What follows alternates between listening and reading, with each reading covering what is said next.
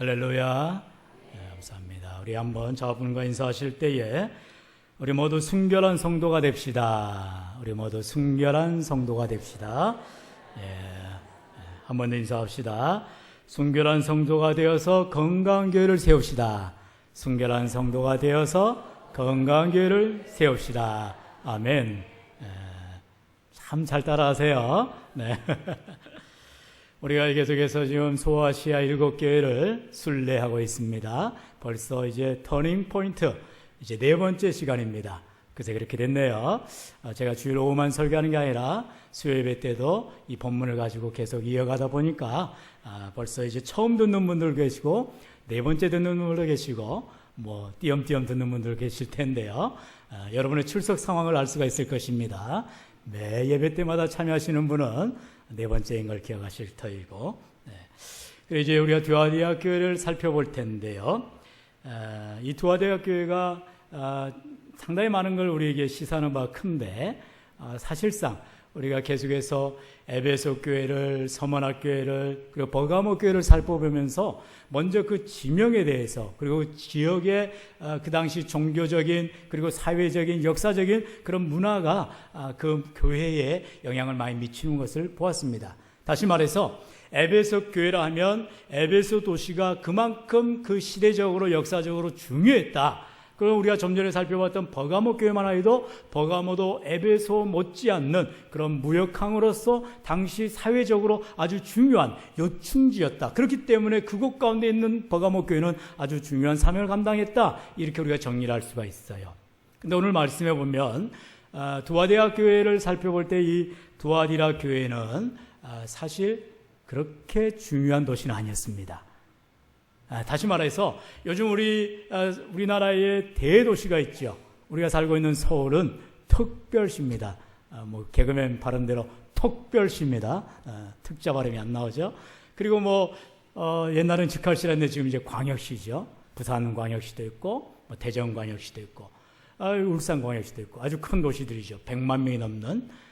그리고 이제 중소도시가 있고 또 읍단위, 면단위 그런 중소형 그런 읍내도 있습니다. 다시 말하면 두아디라 교회는 큰 도시가 아닌 중소형 도시였습니다.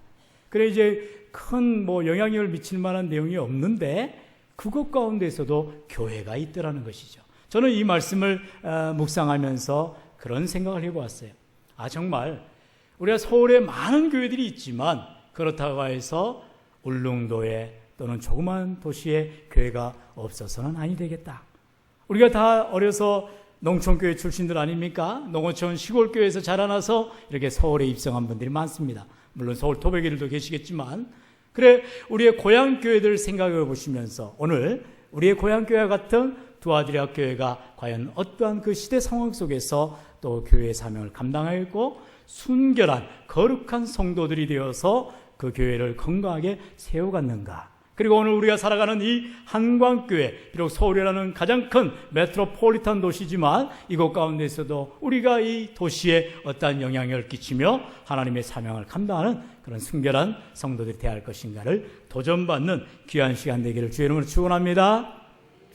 먼저 우리가 두아디라의 지리를 살펴보면 현재 이곳은 터키에 지난번 살펴본 버가모에서 남동쪽으로 80km 정도 떨어진 조그만 도시라고 했습니다. 지명은 아킬사르라는 말인데요. 여기를 우리가 한번 기억해야 될 것 중에 하나가 뭐냐면 두아디라를 여러분 처음 접하는 건 아닙니다. 사도행전 11장에 보면은 루디아라는 우리 루디아 전도에도 있죠. 루디아라는 자주장사를 바울이 처음 빌립보성에서 만나게 됩니다. 그리고 그 루디아는 바울의 전도를 통하여서 변화가 되어지게 되고 그리고 그가 이제 놀라운 복음을 전하는 사명을 감당하게 됩니다. 자주장사라 해서 자주새 옷을 만드는 그런 게 아닙니다. 당시 이 자주장사라는 것은 자주옷감인데 이게 당시에 황제나 입을 법한 아주 고급스러운 그런 옷감이었어요. 그러니 이 루디아라는 요즘 말로 말하면 여성 CEO 정도 됩니다. 그냥 저기 포목상에서 옷 파는 사람이 아니에요. 아주 대단한 영향력을 가진 사람이죠. 이 루디아의 고향이 바로 두아디라입니다. 그와 같이 두아디라는 조그만 도시였지만 이곳이 직물과 도기와 피역을 생산하며 그렇게 또 거래가 이루어지는 그런 도시였다는 것입니다. 계속해서 말씀을 들으듯이 두아디라는 정치적으로나 그리고 당시 종교적으로나 아주 괄목할 만한 도시는 아니었습니다. 하지만 그곳 가운데서도 아주 평이한 그런 상업과 공업이 이루어지는 그런 도시였다는 것을 우리가 살펴보게 됩니다. 그런데요, 이 도시에 한 가지 문제가 있었습니다. 그것은 뭐냐면 이제 이 도시에서 일하는, 아까 말했듯이 상업이나 공업이 발달하다 보니까 많은 사업가들이 있습니다. 이 사업가들이 공동의 식사를 하는 그런 사례들이 있었습니다. 다시 말해서 큰 식당에 모여서 함께 밥을 먹는 것입니다.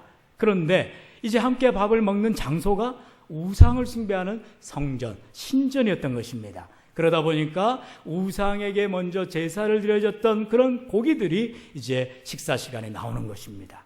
그러자 여기에 대해서 신앙인을 갖는 사람들은 아니 어떻게 우상의 제물을 우리가 먹을 수가 있느냐, 이건 먹으면 안 된다, 이렇게 반대하는 사람들이 있는가 하면 이제 타협하는 사람들이 나옵니다. 아니 우리가 사업을 하다 보면 이제 믿지 않는 사람도 만나야 되고 거래도 해야 되고 그 사람들과 바이어와 함께 교제를 해야 되는데 아까짓것 좀 먹으면 어때? 이러면서 이렇게 협상을 하는 사람들도 나오기 시작했어요.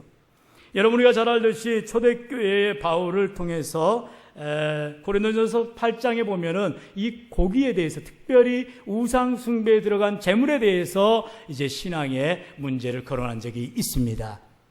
여러분은 어떻게 생각하십니까? 오늘날 우리의 삶으로 돌아와 볼 때에 이것은 술, 담배 문제가 될 수도 있고, 또는 주일날 성수주일 하는데 사업을 하는 사람들은 또 문을 열어서 장사를 해야 되는 일도 있고, 특별히 우리 교회는 그것을 지키고 있는데 뭐 매매를 금지한다는 이런 문제가 될 수가 있습니다. 별거 아닌 것 같지만 이것이 우리의 신앙에 결부된다 했을 때에 가부를 결정해야 될 상황에 처하게 되는 것입니다.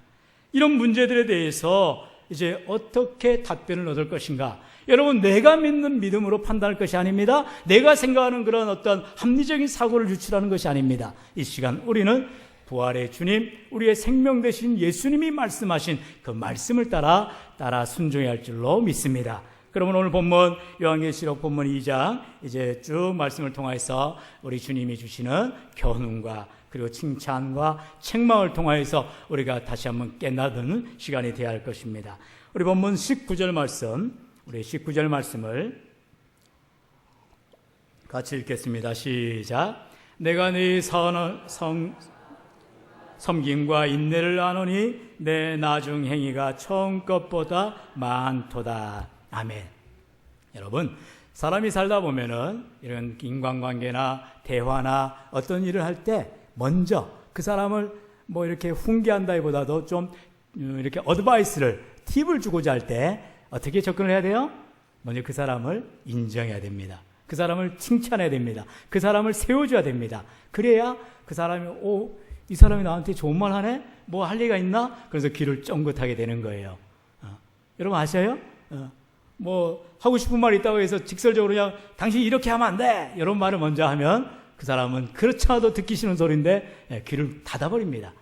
예수님이 그렇게 하신 거예요. 예수님이 두아디라 교회를 향하여서 좋은 칭찬의 말씀을 먼저 하셔서 마음을 살살살 녹여놓으십니다. 뭐라고 칭찬하셨어요? 이게 보면 내가 네 사업과 사랑과 믿음과 섬김과 인내를 안다. 우리 예수님이 너무나 많은 것을 알고 계십니다. 여러분, 여기 말씀에 보면 두아디라 교회 성도들에게는 믿음이 있었고 그 믿음과 결부된 섬김이 있었다라고 말하고 있어요. 여러분, 믿음은 섬기게 되어 있습니다. 할렐루야. 섬기지 않는 건 믿음이 없다는 소리입니다. 여러분, 그래서 내 삶에 믿음이 있냐 없냐, 믿음이 맞냐 적냐를 판가름할 수 있는 바로미터는 바로 섬김에 있는 것입니다. 내가 직분이 높아서 믿음이 강한 게 아니에요. 섬기는 자리에 있을 때, 팔을 걷어붙이고 똥오줌을 묻어가면서 섬기는 자리에 있을 때에 그 사람이 참된 믿음의 자라는 것입니다. 제가 잠깐 예전에 설교 준비하면서 기억했던 예화가 하나 번뜩 생각이 나는데요. 유명한 수도사에 이제 입문하려는 많은 사람들이 줄을 지어서 수도원에 들어가고 있습니다. 거기는 수도원 원장이 너무너무나 유명한 사람이에요. 예를 들어서 성 테레사랄지 이런 사람들과 같은 동급의 그런 유명한 원장이었어요. 그래서 사람들이 이제 수도원에 들어가서 원장실을 찾습니다. 빗자루 가지고 쓸고 있는 사람한테 원장님 어디 계세요? 그리고 이제 식당에 가서 설거지하는 사람들한테 원장님 어디 계세요? 그냥 원장실 찾아가면 될 텐데 만난 사람들한테 다 물어봐도 사람들이 말합니다. 저리 가보면 있을 거예요. 저쪽 가면 계실 거예요. 원장실에 안 계신다는 거예요. 나중에 보니까 이 수도원의 그 유명한 수도원의 원장님이 저기 수도원 꼭대기 굴뚝에서 얼굴 시커멓게 돼가지고 굴뚝을 닦고 있으면서 그분이 바로 원장님이었던 것입니다. 많은 깨달음을 갖게 하는 이야기죠. 우리에게는 믿음이 있다면 섬기는 자리, 섬기는 자리는 낮아지는 자리입니다. 섬기는 자리는 욕을 먹는 자리입니다. 섬기는 자리는 열심히 땀 흘려 일하는 자리가 될 줄로 믿습니다. 이번에 특별히 여름 성경학교를 통해 또 수련을 통해서 많은 섬기는 분들을 보게 돼요. 우리 봉사부를 중심으로 해서 얼마나 애쓰시는지 몰라요. 정말로 내 손주들, 내 새끼들 밥 먹이듯이 정말 애지중지하면서 섬기신 것을 보게 됩니다. 어떤 분들은 운전으로, 어떤 분은 또 간식으로 여러 가지로 섬기신 것들을 보게 됩니다. 이 두아디라 교회가 이러한 믿음과 섬김의 본을 예수님이 알고 있었다 그랬어요. 뿐만 아니라 말씀에 나온 것처럼 사업과 사랑과 인내도 아노라 그랬습니다. 이들이 다 사업을 하는 사람들이라겠습니다. 그래서 사업도 알고 그리고 사랑, 무엇보다 사랑하는 것도 알고 있다고 말하고 있습니다. 그런데 이렇게 많은 칭찬을 받으면서도 부족한 것이 있었기에 우리 주님이 이제 계속해서 말씀하십니다. 우리 20절 말씀 다 같이 읽습니다. 시작. 그러나 내게 책망할 일이 있노라. 자칭 선지자라는 여자 이세벨을 네가 용납함이니 그가 내 종들을 가르쳐 깨어 행음하게 하고 우상의 재물을 먹게 하는도다. 아멘. 서두에 말씀을 드렸듯이 두아디라에는 많은 사업하는 사람들이 있었고 그 사람들은 자연스럽게 믿지 않는 사람들과 우상 숭배하는 재물들을 식사 시간에 먹었다 했습니다. 그리고 먹지 않는 믿음의 사람들도 있었고요. 이거에 대해서 예수님께서 분명하게 책망을 하고 있습니다. 뭐라고요? 너희들이 자칭 선지자라는 이세벨의 꿰매 넘어갔구나. 그래서 그 이세벨의 말을 용납하고 이제 행음하고 우상의 재물을 먹는구나. 이렇게 책망하고 계시는 것입니다. 여러분, 오늘날 우리의 삶 가운데서도 분명한 신앙은 이렇게 해야 됨을 압니다. 그런데 그것이 머리에서만 멈추지 뜨거운 가슴으로 내려오지 않고 팔과 다리로 나오지 않는 것을 보게 됩니다. 기도해야 됩니다. 압니다. 그런데 기도하지 않아요. 전도해야 됩니다. 압니다. 그러나 삶으로 전도하지 않는 것을 보게 돼요. 방금도 저희가 확신반을 통해서 이제 새가족반이 되어져서 우리 교회에 정착이 된 그 성도님들과 함께 구원의 확신을 다루면서 이제 왜 우리가 구원의 확신이라는 것은 내가 구원받았다는 것을 아는 것입니다. 아는 것이 확신이죠. 그런데 왜 확신을 갖지 못하느냐? 잘못된 근거들이 있다. 그것은 바로 내가 모태신앙이기 때문에 구원받았겠거니, 내가 선행, 착하게 살기 때문에 구원받았겠거니, 내가 매주일마다 교회 와서 예배드리고 매주일마다 교회 와서 헌금하고 그리고 봉사하니까 구원받았겠거니, 그것이 나를 구원받게 해준 것이 아니라는 것입니다. 우리에게는 세 가지 조건이 있다고 그랬어요. 외적인 조건, 내적인 조건, 삶의 조건이 있는데 외적으로는 말씀을 통하여서 우리가 잘 아는 요한복음의 말씀에 5장 24절에 뭐라 하겠습니까? 예수님께서 내가 진실로 너에게 이르노니 누구든지 내 말을 듣고 나 보내신 이를 믿는 자는 영생을 얻었고 심판에 이르지 아니하느니 사망에서 생명으로 옮겼느니라. 할렐루야. 이 말씀을 믿음으로 우리는 영생을 얻었다는 것입니다. 우리가 잘 알는 사도행전 16장 31절에 뭐라 하겠어요? 주 예수를 믿으라. 그리하면 너와 내 집이 구원을 얻으리라. 이 말씀이 있기 때문에 우리가 구원을 받은 것을 아는 것입니다. 하나님의 말씀을 의지해서 우리는 구원받은 것을 확인하게 되는 것이죠. 이것이 외적인 조건이라는 것이죠. 두 번째, 내적인 조건이 무엇이냐 했을 때, 내적인 조건은 내 안에 이제 내주하시는 성령님께서 나를 인도하시는 것이다.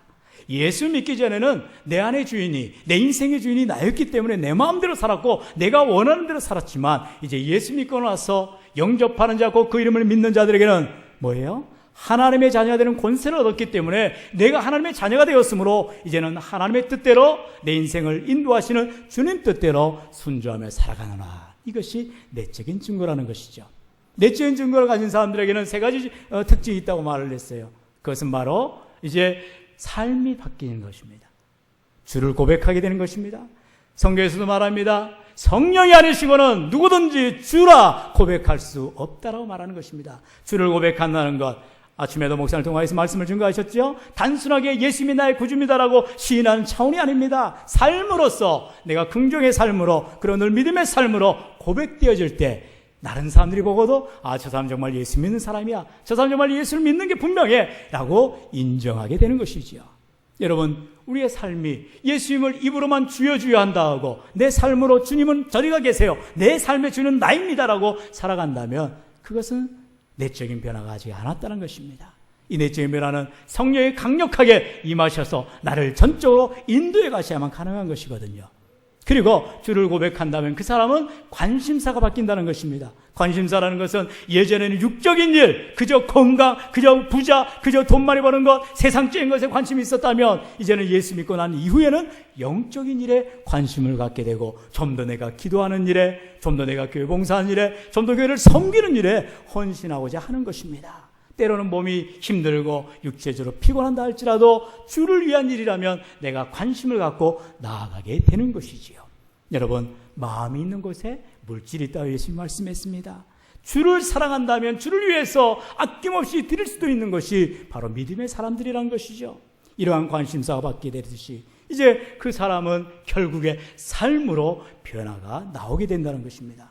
지금 이 두아디라 교회의 가장 큰 문제는 무엇이냐? 주일날은 거룩해 보여요. 주일날은 순결해 보여요. 그러나 월요일부터 토요일까지 일주일간의 삶은 세상 가운데서 별반 세상 사람과 다른 법 없이 살아가고 있다는 것입니다. 그게 문제라는 것이죠. 그게 바로 행음하고 있다. 그것이 바로 영적인 간음, 그것이 바로 우상 숭배와 같다라는 것입니다. 여러분, 우리가 삶을 살아가면서 교회 안에서는 정말로 넥타이를 매고 정장을 하고 깨끗하게 하고 거룩하게 보이는 것 같지만 세상 가운데서 우리가 얼마나 추악하고 더럽고 하나님 보시기에 죄송스러운 일이 많습니까? 정말 우리는 회개해야 될 줄로 믿습니다. 회개하지 않아야 할 때 이제 계속되는 말씀 가운데 하나님의 엄청난 심판이 예견되고 있음을 보게 됩니다. 우리는 주님이 말씀하실 때에 그래, 내게 말씀하시는 거야. 주님이 말씀하시고 책망하실 때 그래, 내게도 주시는 말씀이야 라면서 다시 한번 배워 각성할 수 있는 시간이 되기를 간절히 소원합니다. 여러분, 이 두아디라 교회에 대해서 이렇게 말을 하고 있는 것입니다. 바로 이세벨의 꾀임에 넘어갔다는 것입니다. 이단자입니다. 우리 구약에서도 아방의 아내요, 그 또 이세벨이 바로 바알신을 섬기는 사제 아니었습니까? 이름이 똑같습니다. 신약에 와서도 이세벨이라는 동일한 사람이 바로 이단자입니다. 그리고 그가 이렇게 말을 하는 것입니다. 뭐라고요? 신앙은 고저 편하게 지키면 되는 거야. 상황에 따라서 지키면 되는 거지 꼭 우상의 제물을 먹지 않으면 안 되는 거 아니다. 이런 식으로 회유를 하는 것입니다. 그럴 때에 본문 22절로 23절에 제가 읽겠습니다. 예수님이 이렇게 말씀하십니다. 만일 그의 행위를 회개치 아니하면 큰 환난 가운데 던지고 또 내가 사망으로 그의 자녀를 죽이리니 모든 교회가 나는 사람의 뜻과 마음을 살피는 자인 줄 알지라. 우리 하나님의 엄청난 경고가 나오고 있어요. 회개치 아니하면 큰 환난 가운데 던지고 사망으로 자녀를 죽이리라고 말씀하시는 것입니다. 하나님의 말씀대로 살아야 복을 받는 것이지 하나님의 말씀을 거부하고 내 마음대로 살다가는 하나님께 환난과 심판과 사망이 놓여지게 된다는 것입니다. 그런데 왜 두아디라 교회가 이러한 이단에 용납되는 삶을 살게 되었는가? 제가 볼 때 말씀을 보니까 이 두아디라 교회의 칭찬이 뭐였습니까? 그들에게는 믿음도 들어왔지만 사랑도 있었어요. 사랑이라는 것이 조건 없는 사랑 같았지만 그냥 좋은 사랑이 그저 좋은 거예요. 이세벨이 새로 왔을 때 또는 이단자가 들어왔을 때 경계를 하고 경각심을 갖고 그 사람을 좀 멀리하고 그래야 되는데 그냥 좋아하는 거예요. 사람만 좋아해서는 안 되는 것이죠. 그 사람이 이단자라면 분명하게 경계를 해야 됩니다. 견책을 해야 되는 것입니다. 교회의 공동체를 휩쓸게 하고 교회 공동체를 어지럽게 하면 쫓아내야 되는 것입니다. 이단과 우리는 하나 될 수가 없는 것입니다. 우리 교회는 정말로 얼마나 하나님의 큰 보이지 몰라요. 신천지랄지 요즘에 안상홍 중이래, 이제는 밖에서 어머니 하나님, 하나님의 교회. 우리가 신방을 하다 보면은 그 신방한 성도들의 이웃들 또는 친척들 가운데 그런 어려움 당하는 사람들이 부지기 있습니다.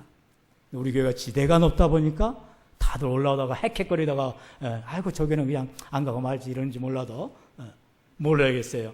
어떤 우리 성도들 가운데는 그곳에 이렇게 연루됐다가 또 나오시기도 하셨죠. 네. 어찌되었든 이세벨이라는 이단자가 들어왔을 때 이 두아디라 교회는 그만 용납해버린 게 문제인 것입니다. 우리가 예전에 살펴봤던 에베소 교회는 사랑이 식어졌지 이단은 용납하지 않았어요. 그런데 두아디라 교회는 반대로 사랑은 많은데 이단을 용납해버렸다는 것입니다.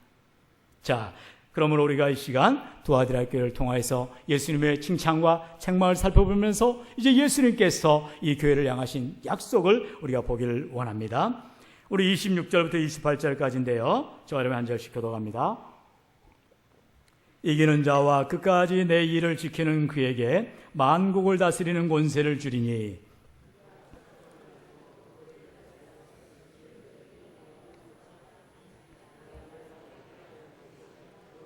다 함께요. 내가 또 그에게 새벽별을 주리라. 아멘. 여기 말씀해 보면 예수님께서 두아디라 교회 신앙의 순결성을 잃었을 때에 그 성도들에게 단호하게 말씀합니다. 회개하라, 돌이키라 말씀하는 것이지요. 그러면서 그 회개하는 자에게 두 가지의 엄청난 약속을 해주십니다. 첫째는요, 만국을 다스리는 영향력 있는 리더가 되게 해주겠다는 것입니다. 우리 말씀 시편 2편 8절 9절 말씀입니다. 우리 다 같이 읽어봅니다. 시작. 내게 구하라. 내가 열방을 유업으로 주리니 내 소유가 땅끝까지 이르리로다. 내가 철장으로 저희를 깨트리며 질그릇같이 부수리라. 아멘. 할렐루야. 여러분, 이 말씀 그냥 훅 읽고 지나갔지만 이 말씀을 그림, 이미지화 시켜봐야 되는 거예요. 얼마나 좋은 말씀인지 몰라요. 이 말씀은 원어적인 의미가 있는데 그건 다른 게 아닙니다. 우리 예수님께서 우리 예수님은 무엇입니까? 우리 예수님은 만왕의 왕이십니다. 하늘 권세를 가지신 분이십니다. 그래서 우리에게 동일하게 권세를 주시는데 이제 우리는 이기는 자가 돼야 됩니다. 이기는 자 되어 끝까지 순종하며 나아가는 자, 바로 주님과 함께 동고동락 영생복락 누리는 그 시점이 되면은 어떤 역할을 하느냐?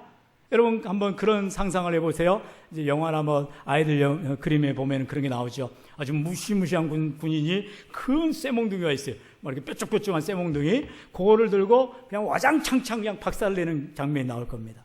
바로 그거를 우리에게 주시겠다는 거예요.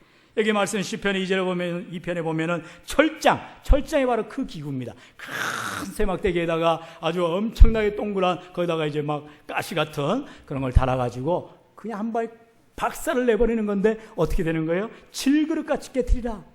여러분 질그릇 와장창 깨트려 본 적 있죠? 그냥 그 철장으로 갔다가 쇠몽둥이로 갔다가 박살을 내버린다는 거예요.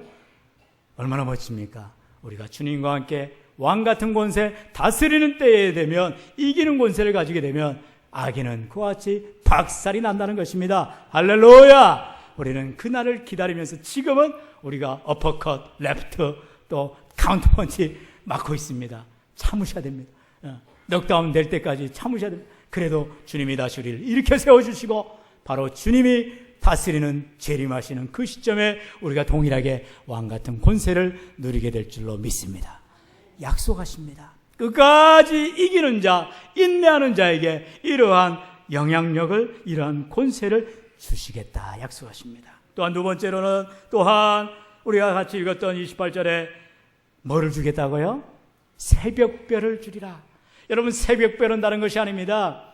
바로 예수 그리스도를 말하죠. 우리가 잘 아는 말씀 다니엘서 12장 3절입니다. 우리 다 같이 읽어볼까요? 시작. 주위에 있는 자는 궁창의 빛과 같이 빛날 것이요 많은 사람을 옳은 대로 돌아오게 한 자는 별과 같이 영원토록 빛나리라. 아멘. 얼마나 위대한 비전입니까? 우리 하나님께서 이 땅에 우리를 스타로 만들어준 것이 아니고, 뭐 스타가 스스로 타락한 사람이라 말하기도 한데, 하늘에 우리를 슈퍼스타로 만들어 주시겠다고 약속하십니다. 할렐루야! 다니엘서 12장 3절을 보면은 정말로 찾아가도 벌떡 깰 수 있는 얼마나 위대한 말씀입니까?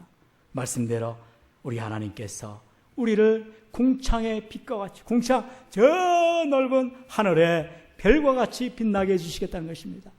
여러분 별은 스스로 빛나는 별이 아닙니다. 하나님의 빛을 받을 때, 새벽별이신 주님과 함께할 때 우리의 빛이 쇠하지 아니하고 영롱하고 놀랍게 빛나야 될 줄로 믿습니다. 여러분 주님의 약속입니다. 주님과 함께 믿음으로 인내하고 이단을 용납하지 아니하고 끝까지 순종하며 순결을 유지하며 거룩을 유지할 때 하나님께서 그 사람들에게 그 권세를 주시는데 바로 모든 만민을 다스리며 악인들을 철장으로 박살을 내버리며 그리고 새벽별과 같이 영원토록 빛나는 권세를 주신다고 약속하고 계십니다. 여러분, 현재의 고난은 잠시 잠깐입니다. 여러분이 아무리 많이 살아도 100살을 넘기기가 어렵습니다. 이 땅에서 아무리 팔 뻗고 잡아야 아무런 소용이 없습니다.